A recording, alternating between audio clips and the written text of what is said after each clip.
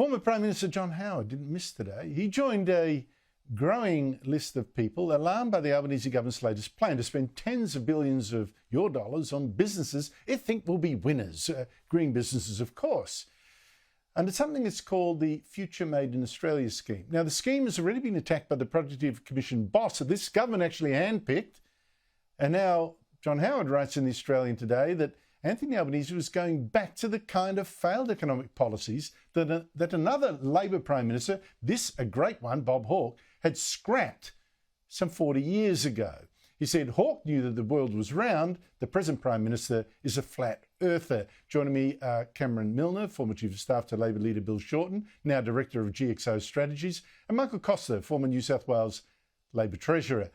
Cameron Milner, what's going on here? I mean, the government even just handed over $330 million a couple of days ago to some of Australia's richest firms, including Rio Tinto Wesfarmers, to pay for technology to cut their emissions.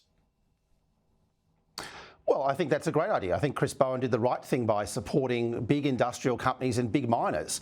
Isn't it good that we're decarbonising those key exports from Australia? So, no, I think that's money well spent. I do worry about picking winners, and I agree that we've got to be very cautious, and I respect Prime Minister John Howard's words, and I also Bob Hawke's reforms. But the $330 million went to resources companies and chemical companies and cement companies, and that was money well spent to decarbonise critical exports and critical parts of our economy. Oh, but it's a money churn. This is a money churn. Michael Costa, give me the hard-nosed economic ex-treasurer point of view. Oh, look, I just can't believe what I just heard. I mean, look, as I said last week, this is straight out welfare corporatism. You know, it's crony capitalism at its worst. Taking taxpayers' money and handing it out to a company at the same time as claiming that the green transformation, the energy transformation, is going to lead to hundreds of millions of new opportunities for people and, tens of thousands of jobs, just smacks of lack of confidence in your own nonsense. This is just diabolically stupid, and it's going to fail, and we all know it's going to fail.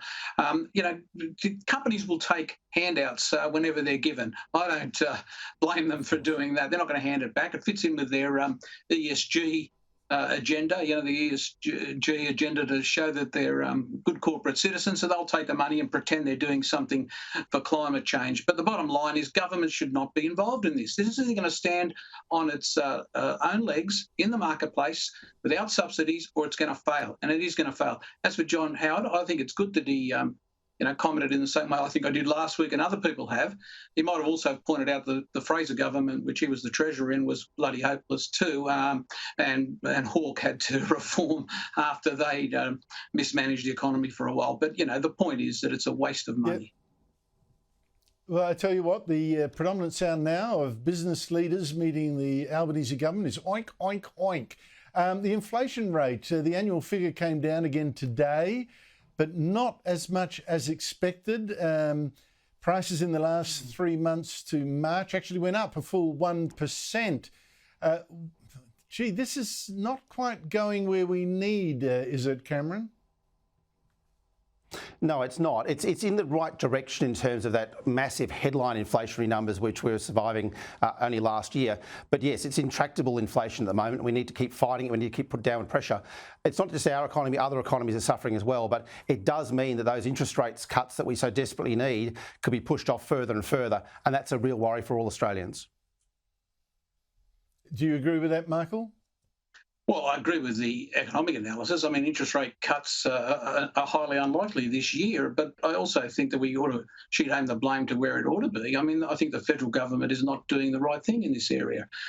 Clearly, you can see that on the one hand, it's got an immigration program that's feeding into housing and feeding into those cost pressures. Its energy program is as well, and its industrial relations program is also going to increase input costs, which is going to keep inflation going. You don't need to go past the education. The New South Wales government handed out, an enormous pay increase to teachers without any productivity. And we see in these latest figures that education is one of those areas where the inflation has gone up, and it will, because that'll all flow through into the private sector and private teaching.